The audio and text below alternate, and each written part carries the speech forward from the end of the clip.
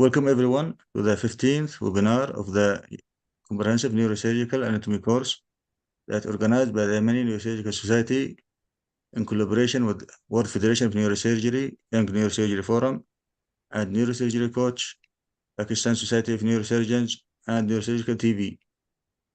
Today, we have Professor Dr. Abhidha Shah, Professor of Neurosurgery at SIF JS Medical College and King Edward Memorial Hospital in Mumbai. She will talk today about surgical corridors to the brainstem safe entry zones. Dr. Abhidha Shah, thank you for your contributing with us and for your continuous support to our programs. Thank you, Ahmed. And you can see my screen? Yes, that's great. Okay, so it's my pleasure to be here, as in all your webinars over the years. So today, let us talk about the brainstem. So as we all know, the brainstem is a very intricate structure with very, very complex anatomy. And it is very essential to know this anatomy when you're performing surgery for intrinsic brainstem tumors, and also to know what exactly the brainstem is made up of. So if you look at it anatomically, the brainstem is made up of gray matter and white matter.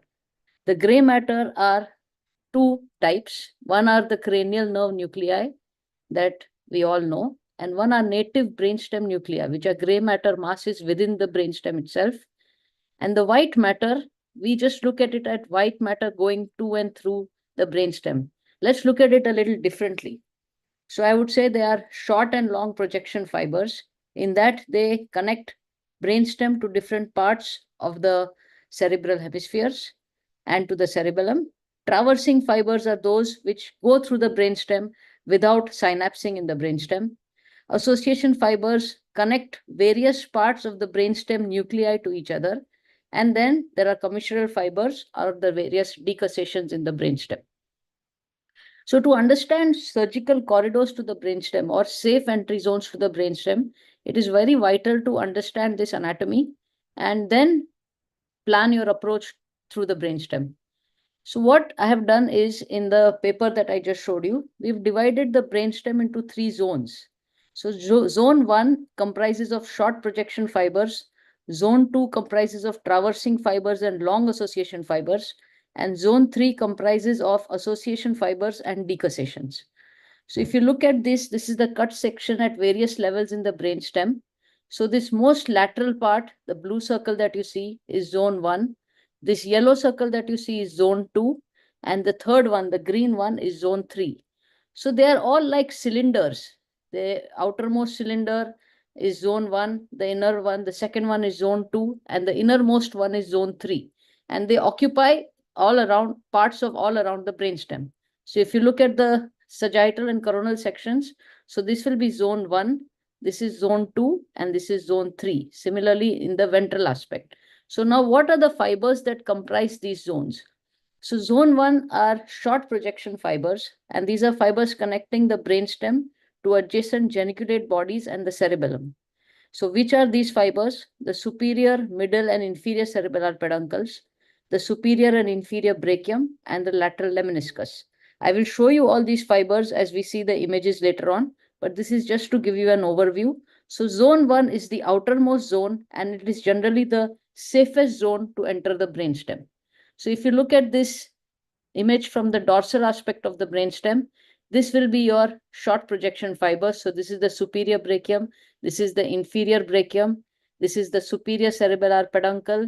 So again, you have the superior and inferior brachium. So that is the superior and inferior colliculi being connected to the thalamus, the superior cerebellar peduncle, which is connecting the cerebellum to the midbrain, then the middle cerebellar peduncle, which is connecting the pons to the cerebellum, and the inferior peduncle, which is connecting the medulla to the peduncle, to the cerebellum. So this is the zone 1 or the outermost aspect of the brainstem.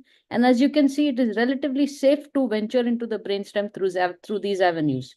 If you look at it from the ventral aspect, you know that your safest entry to enter into the pons is in the region of the peritrigeminal area. So this is the region of the middle cerebellar peduncle. Now, what is zone 2? Zone 2 consists of traversing and long projection fibers. So the traversing fibers are fibers that just traverse through the brainstem without synapsing in the brainstem. That is the corticospinal tract, the spinal lemniscus, the dorsal and ventral spinocerebellar tracts. And long projection fibers are those that connect the synapse at some gray matter level in the brainstem and then go on to the supratentorial portion of the cerebral hemispheres. So this is the medial and trigeminal lemnisci, the corticobulbar, corticopontine fibers, the reticulospinal, rubrospinal, and vestibulospinal tracts.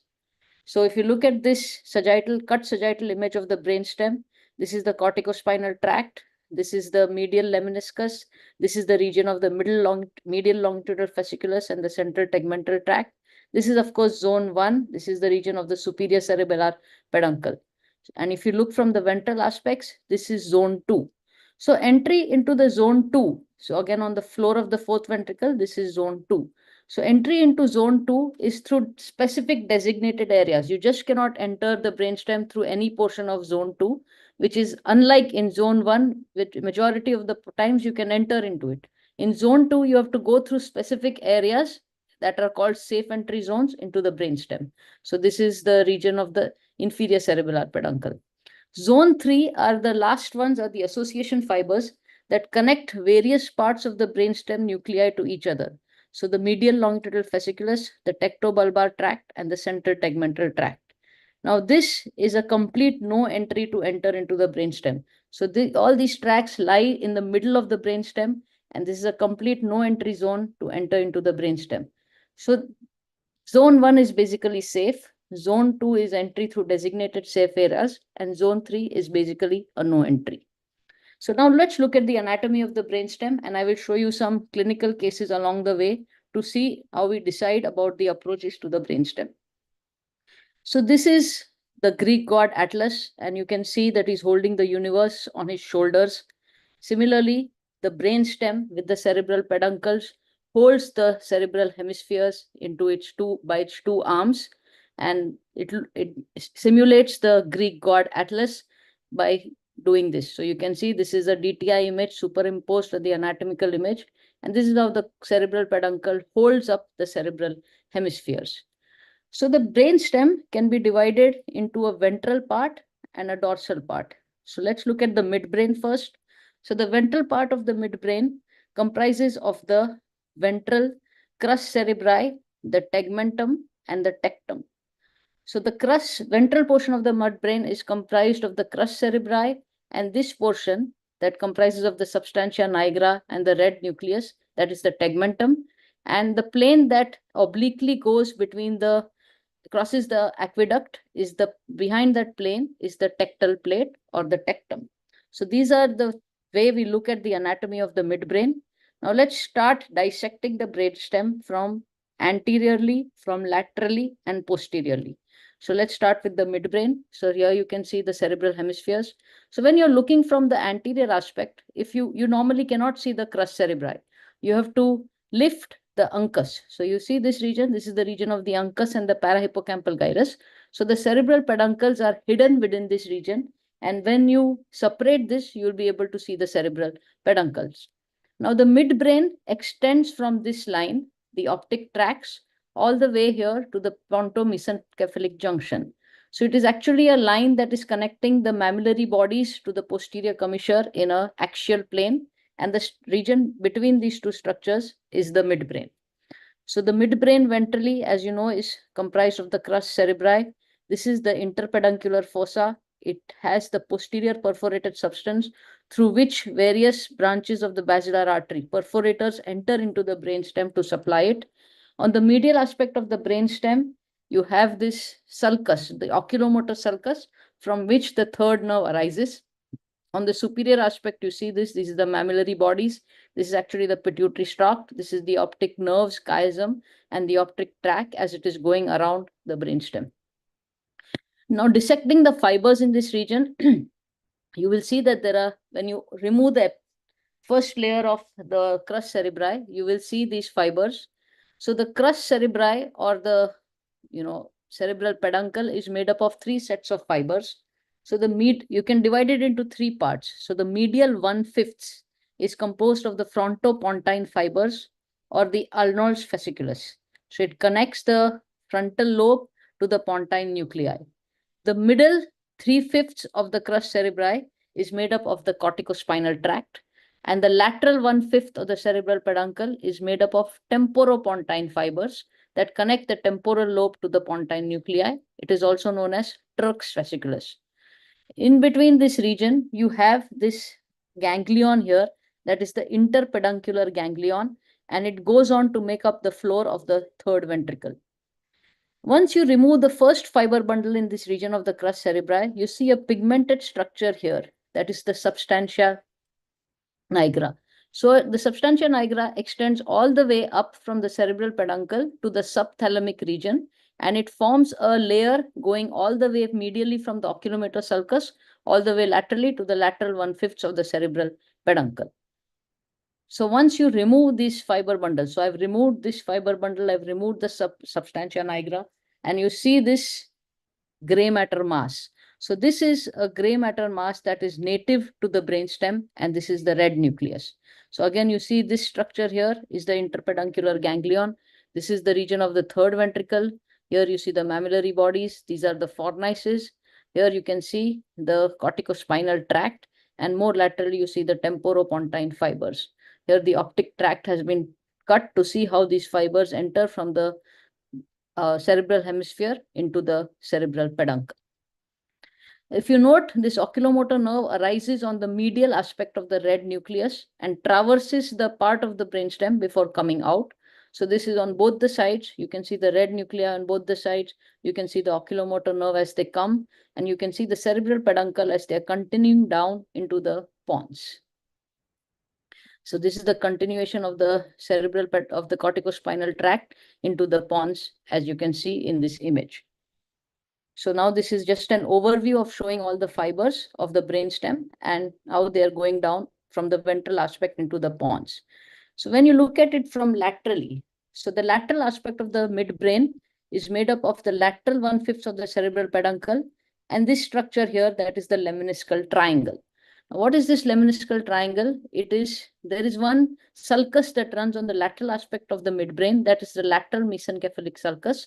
So the area that is posterior to this lateral mesencephalic sulcus and bounded superiorly by the inferior brachium and inferiorly by the superior cerebral peduncle, this is the lemniscal triangle. And why is this important? Is it because it is generally considered safe to enter the midbrain from this region. More posteriorly as you go, you see this is the dorsal aspect of the midbrain or the tectum or the tectal plate. So here you have first you can see that the pineal body rests in this region. There is a depression where the superior colliculi meet on the posterior aspect of the brainstem, and the pineal body rests in this region. This is the superior and this is the inferior colliculi separated by this cruciate sulcus. If you see the fiber bundles here, you can see that there are some fibers that are coming here from the superior colliculus and going all the way to the lateral geniculate body. These are fibers coming from the inferior colliculus and going to the medial geniculate body. This structure that you see coming down is the frenulum villi. And just beneath that, you will see this thin structure that is going from the posterior aspect of the brainstem all the way anteriorly. And that is the fourth cranial nerve or the trochlear nerve. So this is the only cranial nerve that arises dorsally on the dorsal aspect of the brainstem. All the other cranial nerves arise ventrally. It is also important to know that the midbrain carries a part of the course of the third and the fourth nerve through its structure. So the third nerve, as you saw, it traverses the medial aspect of the red nucleus and comes out. Even the fourth nerve comes from the lateral aspect of the aqueduct, comes on the posterior aspect, and then turns and comes out and traverses to go near the tentorial free edge. So here, this is the tectal plate. Here, inferiorly, you will see this is the superior cerebellar peduncle, and it is connecting the midbrain to the cerebellum. And these comprise mainly of efferent fibers that connect the midbrain to the dentate nucleus. And in between, you see this structure, that is the superior medullary vellum or the roof of the fourth ventricle, which we will see later. So now coming to the safe entry zones of the midbrain. So ventrally, because there is this huge fiber bundle of the corticospinal tracts and other important tracts, it is virtually difficult to enter the brainstem from anteriorly. However, this safe entry zone has been described just lateral to the oculomotor nerve, where you can enter into the ventral aspect of the brainstem. So this is the region where you will enter when you're coming from ventrally, but there is the basilar artery and there are so many perforators, so it is a very technically demanding approach. The next safe entry zone to the midbrain is this region, that is the lemniscal triangle that is present on the lateral aspect of the midbrain, as I discussed earlier. So this is the second safe entry zone. So this, when you have a tumor that is arising in the lateral part of the brainstem, this is how you will enter. You will go into this region. Here you can see the bulge of the midbrain and how it is shining. And this is the region of the glioma. Again, another ventral tumor in the cerebral peduncle, also affecting part of the tegmentum. And you can enter from this aspect in the region of the lemniscal triangle and remove these tumors. Now, while we were doing our dissection studies, we realized that there is a better approach to ventrally placed intraaxial midbrain tumors. So you don't need to come from ventrally when there is a corridor that is present laterally. So as I showed you, this is the cross section of the midbrain.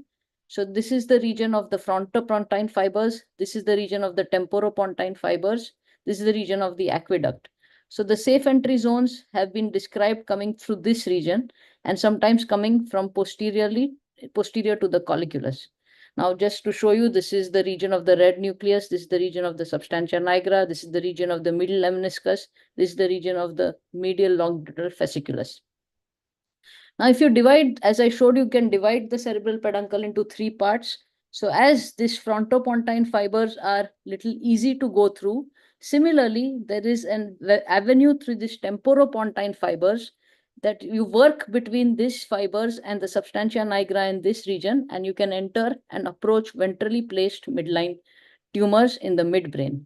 So when you know there is a tumor, the tumor has actually expanded the brainstem. So there is no definite anatomically zone that you will be able to identify when you're operating, but you have to know the anatomical landmarks and try to approach the lesion from its most prominent aspect. So this is the trajectory. So this is the lateral aspect of the lateral 1/5 of the cerebral peduncle, and this is how you will enter it. The way to do is it by going retrosigmoid and using a lateral supracerebellar approach. So here you see the 5th cranial nerve, the 7th, 8th cranial nerve complex. Here you can see the 4th cranial nerve as it is entering the tentorial region. So you depress the cerebellum, you expose this area. You might have to cut the cut tent to reach this region in the brainstem. And here you see the tectal plate, and this is the region. This is where you will enter and approach the tumor like this in a medial and a sagittal direction, and you will get the ventrally placed tumor above the 4th cranial nerve. So this is the trajectory, and this is your way you will enter. So this is the tumor. Now you can see that there is a large cyst posteriorly, but there is a solid portion of the tumor anteriorly.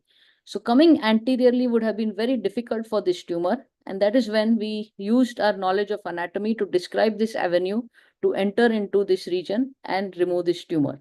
This turned out to be an oculomotor nerve schwannoma arising from the intramesencephalic part of the oculomotor nerve. And I will just show you a part of a short video. So here you can see that the cerebellum has been depressed. You see the 4th cranial nerve here. You can see it. This is the thin 4th cranial nerve that is running. This is the region of the tent. Now, as I showed you, I want to go more superiorly. Here, we are actually also seeing the anterior aspect of the brainstem. So there was a suspicion whether some part of the tumor is projecting outside, but it was completely intraaxial. And we looked into this trajectory and saw that there was nothing projective outside. This is how the tent is cut. So this is the tentorial cut. You can safeguard the 4th nerve completely by separating it from the free edge. And here you can see that the 4th nerve is free here. The 10th is completely free from the 4th nerve, and this is the cutting of the tentorial edge. And now you can see that the whole lateral aspect of the midbrain is exposed. And now this is the entry point above the 4th nerve, splitting the fibers of the tectopontine fibers, and we have straight entered the cyst. And then the solid portion of the tumor that you can see here. And then you dissect within this region. And actually we could remove this whole tumor in a form of a whole nodule. And here you can see that the tumor has come out. And you can see it has the typical consistency of a appearance and consistency of a schwannoma. And then we just replace the tentorial flaps back. And this is at the end of the surgery. There you can see this is the trajectory, and this is the entry point for this tumor. So here the tentorial flap is being replaced, and that is the end of the surgery. So that the patient did very well. She did develop a third nerve, but that was because the tumor was arising from the third nerve. This again another tumor in the tegmental region of the midbrain. Again, we approached using a similar trajectory. You can see that in this image, and then you can see that the whole tumor has been removed. Now the same trajectory, if you don't want to go supracerebellar infratentorial, you can go from the subtemporal avenue. So you can lift the temporal lobe and then use the same approach. So you can see this is a view from the subtemporal region. Here you can see the fourth nerve that it is as it is running and entering into the tentorial edge. You can see the PCA and the superior cerebellar arteries. This is the third nerve. And so this is the region where you can enter and make your make your incision and enter into the midbrain. So this is a lesion again in the lateral aspect, and you can see this is the direction of our approach. You can see the trajectory here, and you can see that the tumor has been completely resected. So this is in the ventral and lateral aspect of the midbrain. What about if the tumor is in the dorsal aspect of the midbrain? Generally, tectal plate gliomas, you don't need to operate. If they're compressing the aqueduct and there is hydrocephalus, you just need a shunt. But if you have to operate on a tumor in this region, this is the way to go. So this is a midline suboccipital approach with a supracerebellar trajectory. And this is how you will depress the cerebellum and reach this region of the tectal plate. So when you want to enter the dorsal midbrain, there are two safe entry zones that have been described. And as I said, they are through the zone 1. So this is through the superior brachium and through the inferior brachium.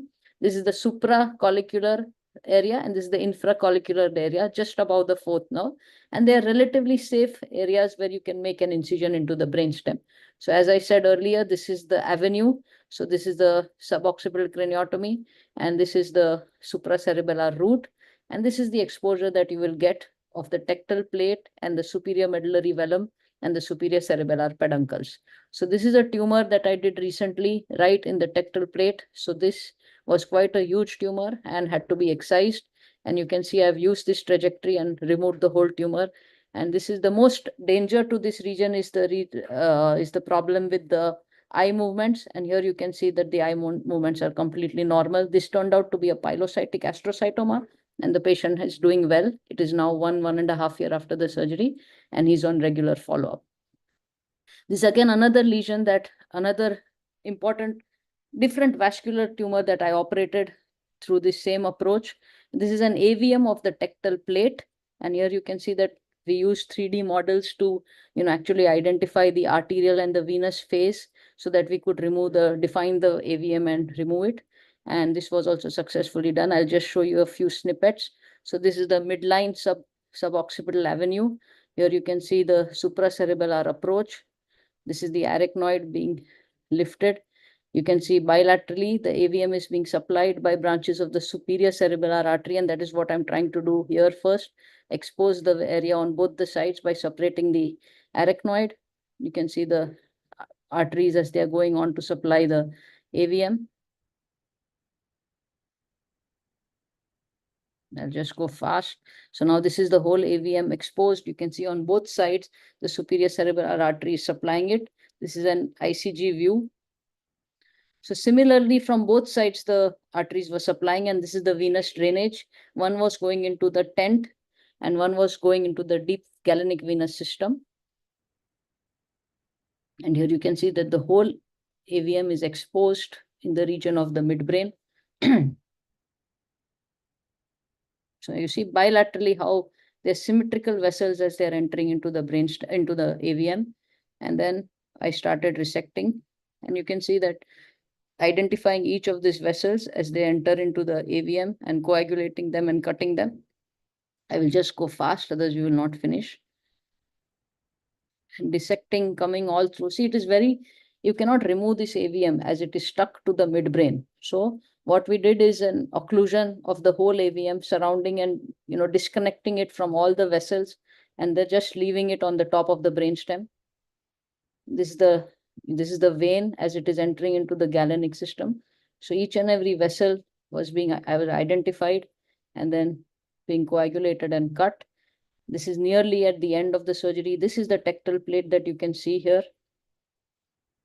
This is the last part. There are still some vessels that are running from the vermis towards the AVM, which you can see. This is the vein that is going up and which has now been coagulated.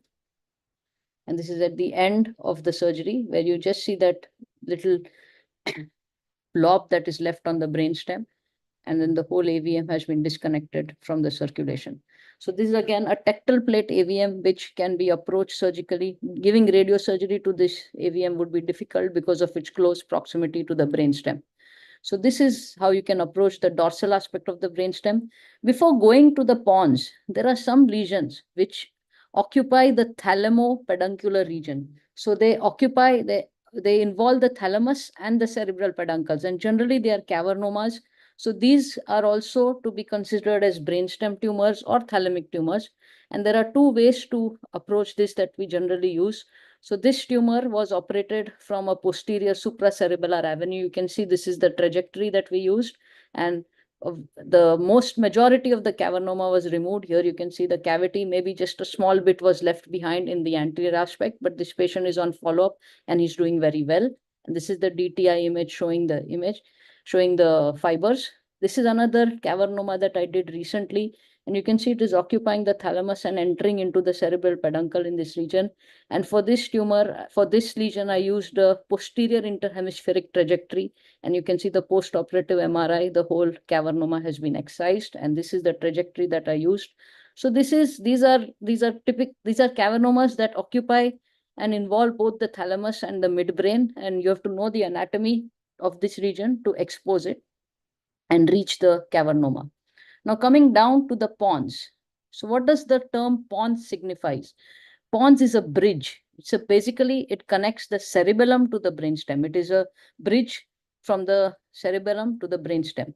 So again, it has two parts, a ventral part and a dorsal part. The ventral part of the pons has this very notable structure that is the basilar sulcus, which hosts the basilar artery as it runs in this area. This portion of the pons is it is prominent, and it is made prominent because of the presence of the corticospinal tract. The part lateral to the trigeminal nerve as it comes out here is the middle cerebellar peduncle, and this part is part of the brainstem or the pons. So let's dissect the pons from anteriorly. So once you remove this first layer of the pons, you start seeing fibers running transversely, and then in the depth, you will see them running longitudinally.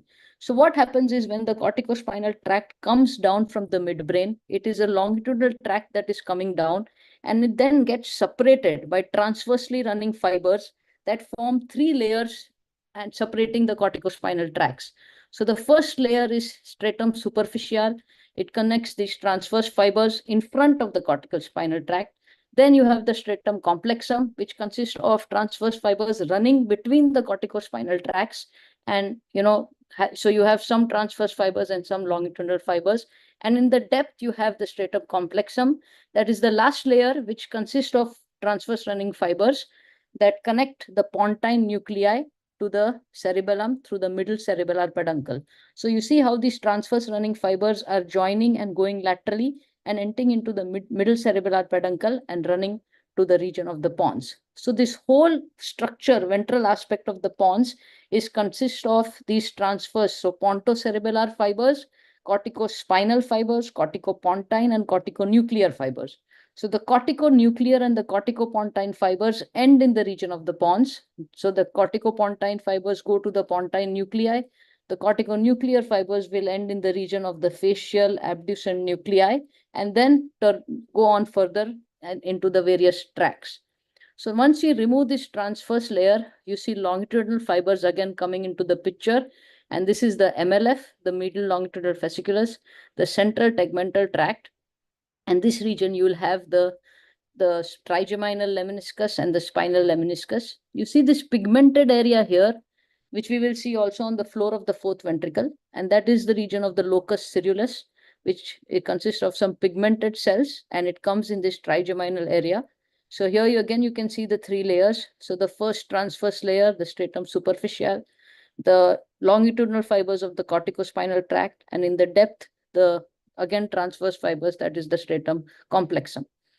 Now, when do you call it the pons and when do you call it the middle cerebellar peduncle? So the point of emergence of the fifth cranial nerve, that is the trigeminal nerve, you can see the small motor root, which is superiorly, and the large sensory root, which is inferiorly.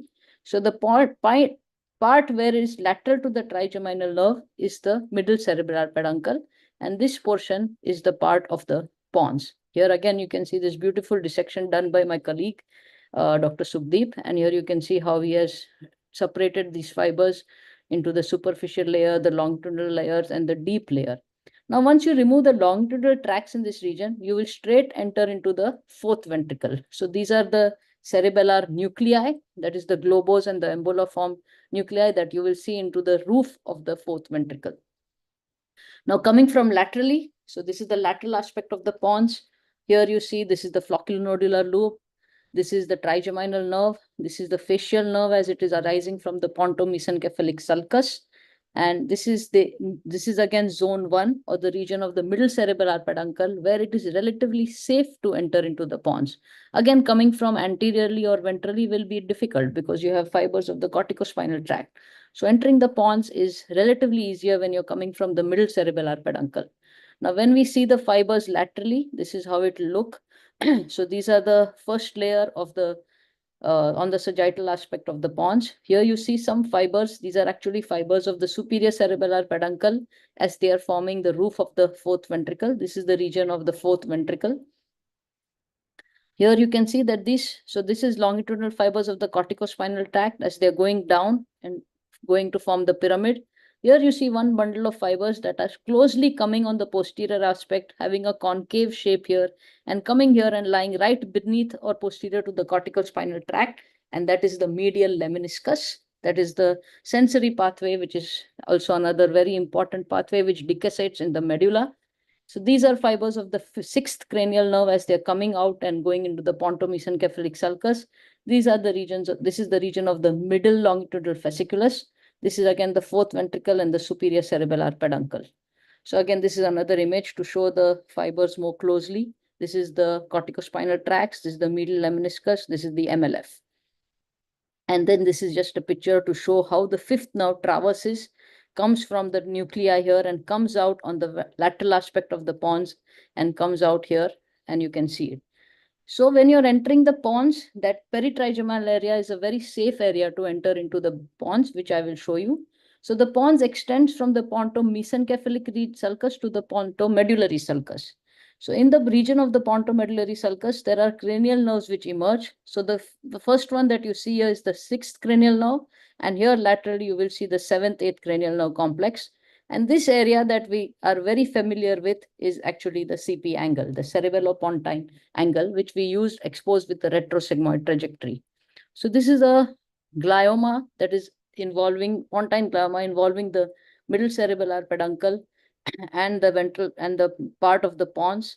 So again, the best trajectory for this is coming from laterally through zone 1 through the middle cerebellar peduncle, and you can remove this tumor. So when you are coming laterally, you should remember that the safest area to enter is below the trigeminal nerve and above the facial eighth nerve complex. So this peritrigeminal nerve area is a relative safe area to enter into the pons through the middle cerebellar peduncle. So when you expose it, you generally do it through a retrosigmoid trajectory. So you see that the cerebellum has been retracted. Here you see the fifth cranial nerve, the seventh, eighth cranial nerve complex, and the lower cranial nerves. So this is the region where you will be entering between the fifth and the seventh cranial nerves when you want to expose pontine tumors. So if you see this image, this is an operative image. Here you can see the fifth cranial nerve. You can see the seventh, eighth cranial nerves vaguely here. And you can see the diffuse bulge of the brainstem. And you can enter this in between these two nerve complexes or around the peritrigeminal nerve in this region So as I said, the anatomical areas in a brainstem tumor will be a little bit distorted. So if you find a diffuse bulge and you find it is safe to enter, it is best to enter from that trajectory instead of looking for landmarks. A couple of interesting cases. So this is a very interesting tumor. So you see this is occupying the whole of the pons here. You see it is hyper on T2. And if you see it is going right up to the ventral aspect of the pons. Now, the best way to approach this tumor will be from the floor of the fourth ventricle. So as I will show you images of the floor of the fourth ventricle later, but this is through zone 2. So this is the suprafacial entry point and this is the infrafacial entry point, which I will show you later. But this tumor, we can enter from the floor of the fourth ventricle. Again, this is a cavernoma in the posterior aspect of the pons. Again, it is projecting into the fourth ventricle, and you can remove this tumor by going through the fourth ventricle and entering at the point where it is projecting the most. So as I showed you that case, this is again another interesting case. You can see this lesion occupying the whole extent of the pons, but projecting into the fourth ventricle. And this was actually an endodermal cyst. Retrospectively, we saw, you can see that there is a small communication with the ventral aspect of the clivus here. And here you can also see it in these images. So this turned out to be an endodermal cyst, an intraaxial endodermal cyst. This is again another tumor which turned out to be an intraaxial endodermal cyst. And we reported these two cases, but both of them were approached to the dorsal aspect of the pons. Again, another. Ahmed, am I out of time or can I continue? No, we just lost your voice for a brief moment, then it came back. Okay, thank you. So you can continue. Okay, so this is again another cavernoma in the dorsal aspect of the pons, which is projecting into the fourth ventricle. Again, approach through the fourth ventricle, find the projection and enter into the cavernoma. And this is the post-operative image. Again, another tumor in the pons, which was approached through the fourth ventricle. Here you can see the trajectory of the approach, and you can see we've removed the tumor completely. This is again a tumor that we've entered actually from the floor of the fourth ventricle, because you can see the bulge here. Now coming from here will be too much of a traverse of, white matter. So it is safest to come here because of this bulge and then remove this tumor. This turned out to be a high-grade glioma. I don't have the post-operative image, unfortunately. This is a cavernoma we did recently, again approached through the floor of the fourth ventricle. Here you can see the tractographic images showing this is the middle cerebellar peduncle, the corticospinal tracts displaced anteriorly, and you can see the trajectory of our approach through the floor of the fourth ventricle, and this is the post-operative image. So coming down to the medulla, now this is the last bit of the brainstem, which extends from the pontomedullary sulcus all the way here down to where the medulla becomes the spinal cord. Where is this level? It is at the level that lies just below the pyramidal decussation. So above the pyramidal decussation, you will call it the medulla. Below the pyramidal decussation, we'll call it the spinal cord. So the ventral aspect of the medulla has these two prominent tracts, and these are the corticospinal tracts or the pyramids as they come down from the pons and run into the spinal cord. Lateral to this is this gray matter mass, and that is the olive. Here you can see the various cranial nerves coming out. So the sixth cranial nerve, the seventh, eighth cranial nerve complex. We'll see these as we go down. So the cranial nerve, so the medulla has a median sulcus. It has an anterolateral sulcus and a posterolateral sulcus. So the olive lies here between the anterolateral and the posterolateral sulcus. The nerve roots that arise from the ventral aspects, so medial to the olive from the anterolateral sulcus, is the hypoglossal nerve rootlets, and the nerve rootlets that arise from the posterolateral sulcus are the rootlets of the glossopharyngeal and the vagus nerve, and they come out from this region. Next to the pyramid is this structure, that is the olive. Before you see the gray matter of the olive, you see that there are some transverse fibers that actually run from the pyramid all the way to the olive and go on to enter into the inferior cerebellar peduncle. These are the external arcuate fibers that connect the arcuate nucleus from the mid aspect of the medulla to the inferior cerebellar peduncle. So here you can see again, this is the pyramid. You can see part of it we have removed, and you can see the corticospinal tract now as they're running. This is the olive. This is the region of the inferior cerebellar peduncle. And these are the rootlets of the glossopharyngeal and the vagus nerve. So now you can see this dissection. Part of the corticospinal tract has been cut, and you can see the fibers now more clearly. And here you can see how they are decussating, and this is the pyramidal decussation. So majority of these fibers, pyramidal decussation will go on into the lateral corticospinal tract. Some of the fibers continue straight down without decussation to form the anterior corticospinal tract. Here you can see again the rootlets of the hypoglossal. Here you can see the rootlets of the glossopharyngeal and the vagus nerve. So just above the pyramidal decussation, you have another decussation in the medulla, and that is the decussation of the medial lemniscus or the sensory decussation. The sensory decussation lies above the pyramidal decussation, and then it forms the medial lemniscus and goes all the way up to the thalamus. So again, this is just an image showing the corticospinal tract, and this is a close-up view of the decussation and all the corticospinal tracts as they're running here, and they're decussating and forming the pyramidal decussation. So that is the ventral aspect of the medulla. Now coming to this most important region that we expose surgically, and that is the floor of the fourth ventricle. So below this level, the medulla is closed, and above this level, the medulla actually opens like a book. And so the central cavity that is closed in the medulla actually opens and becomes the floor of the fourth ventricle. So it is very interesting to know that when you're coming from the spinal cord to the fourth ventricle, so you have the anterior horn cells and the posterior columns in the spinal cord. So when the cavity opens, the sensory nuclei become lateral and the motor nuclei remain central. So that is an important way to remember the organization of brainstem nuclei in the floor of the fourth ventricle. So the first layer here is the ependyma of the fourth ventricle. Once you remove this, so on this side, the ependyma is maintained. On this side, we have started doing the fiber dissection. Once you remove this, you will see the structures. So in the midline is the median sulcus that divides the brainstem into right and left half. The whole region of the fourth ventricle is also known as the rhomboid fossa. You can see its shape like this. And this rhomboid fossa can again be divided into three parts. So the superior part, so this is the superior triangle, the inferior part, and the intermediate part that you can see here. So the superior part, the boundaries are the superior cerebellar peduncles here, and inferiorly, it is the line that is going through the superior fovea above the facial fibers. So this is the superior part. It has the apex superiorly.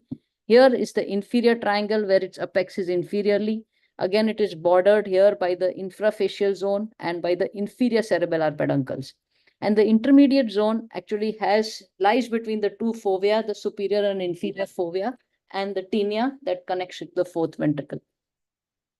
So this is the medial sulcus. There is another lateral sulcus. This is the sulcus limitans that divides the floor of the fourth ventricle into two parts.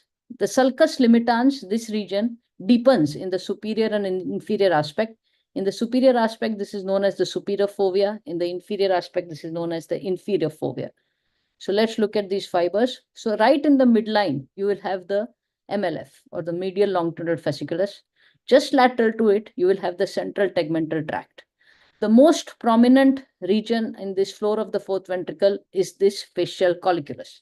The facial colliculus is not the facial nucleus. It is actually the abducent nucleus, and parts of the facial nerve fibers, as they are originating here from the facial nucleus, going and turning medially and then coming out to an exit from the pontomesencephalic junction. So this is the region of the facial folliculus. See how close it is to the MLF. So when you injure the brainstem in this region, you always have deficits that involve the facial nerve or the facial you have facial deficits or you have eye movement deficits, and because you damage the MLF, you will also have gaze paresis. So this is the facial colliculus. Here you will see there are fibers of the trigeminal lemnisci that are going up, and this pigmented region that you see here is the region of the locus coeruleus. So then you see these fibers that you also see on the floor of the fourth ventricle very nicely. These are the striae medullaris, and they originate from the cochlear nuclei, which here lie laterally, and they enter into the midline, into the median sulcus. Inferiorly, you have the hypoglossal triangle, and this part, medial part, consists of the hypoglossal nucleus. The lateral part consists of the nucleus intercalatus. Laterally, you will have the vagal trigone, which has the dorsal nucleus of the vagus and the nucleus ambiguus. And all these areas culminate here in this region. As you can see, it is called the calamus cryptarius. It has a shape of a pen nib, and it enters into the region of the obex, and it enters to form the central canal. So again, this is a close-up view of all the fibers that you can see now. So you can see the facial colliculus in this region. You can see the MLF, the central tegmental tract, the trigeminal lemnisci. And this is a cut section of the medulla where you can see the various structures. So this is the pyramids. The medial lemniscus, after its decussation, lies right here in just posterior to the pyramids. This is the vestibular area. This is the inferior cerebellar peduncle, and this is the region of the fourth ventricle. So for medullary tumors, there are very limited avenues. If it is ventral, you can either enter from the anterior or the posterior lateral sulci. And if it is dorsal, in the region of the inferior cerebellar peduncle, you can come from midline through the floor of the fourth ventricle. So this tumor we approach through the midline, through the floor of the fourth ventricle. And this is the approach, again, a midline suboccipital craniotomy, but coming here, not going superiorly, elevating the tonsils, seeing this inferior medullary velum and entering into the fourth ventricle. You can see the bulge of the tumor and then remove it. Similarly, this is on the lateral aspect of the medulla, which you can enter by using this retrosigmoid trajectory and extending it down to include a part of the C1 and the C2, and then approach the tumor in this region. Of course, you have to work between the cranial nerves, which might be a little dangerous. So these are the safe entry zones to enter into the ventral aspect of the medulla. So the anterolateral sulcus and the posterolateral sulcus. But of course, you have to work between the cranial nerves. So it is best to go in from where the bulge is coming out. So this is all about the brainstem and its safe surgical corridors. I thank you very much and be happy to answer any questions. Thank you very much, Professor Abhidha. Very fantastic presentation and very nice explanation of the safe entry zones of brainstem. We make it look easy, but we all know that it's very demanding technically and need someone to be very aware of the anatomy and of the fibers and the nuclei of the brainstem and have very good technical skills to do the things that you do.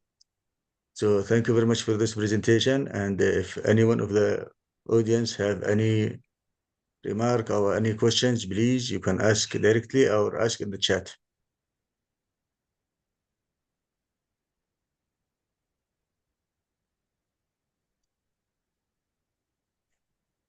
So Dr. Abeda, in brainstem gliomas or tumors, do you usually always do a tactography for these cases or no? We don't do for all, but yes, sometimes when we want to study, see, if you know, I'll tell you one thing, Ahmed, if you are doing it initially, you should do tractography. But once you have a way of the anatomy, you tend to know where the fibers are displaced. Then you don't need it, but tractography always helps. It is not a bad thing to have the tractography in your armamentarium. It is a good thing to do. But don't rely on the tractography. Go on your knowledge of anatomy to see where it is, to understand where it is displaced. Because sometimes the radiologist will just give you some superimposed images and you will be lost. You will not understand where you are. So you should know the anatomy to complement that radiology. So it be supplementary to your knowledge in anatomy, not to be rely on it Yes, entirely. yes, Yes. yes. So Dr. Atul, I think he couldn't join us. Yeah. As you said, he's traveling.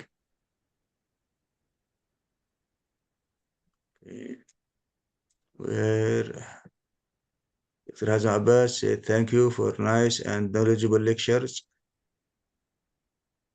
Yeah. And I think we don't have any questions here. Okay. See, let's check this. Okay. Dr. Sudhir Singh asks, does intraoperative monitoring help? Yes, intraoperative monitoring can help during brainstem tumor surgery because at least you will identify the areas, you'll be able to identify the nuclei where you are not supposed to enter. So it can help. Okay. I don't see any further questions. Okay, we have Dr. Ayman Abu Bakr asking about, do we have to change our discussion according to layers or just one section? do we have to change our dissection according to layers or just one dissection? Oh, so I think you would during not be able, understood. You will not be able to identify the layers when there is a brainstem lesion or a brainstem tumor. You will just see some white matter. So as I said before, try to enter as laterally as possible if you can get a safe point. Otherwise, go in the most prominent part of the tumor where you know you will, with minimal damage, you would enter into the tumor. So that is where you should go, keeping in mind the safe entry zones. So if you're on the floor of the fourth ventricle, you know that the facial colliculus is here. Even though there is a bulge, try to enter from little above or below it so that you don't damage that area. Okay.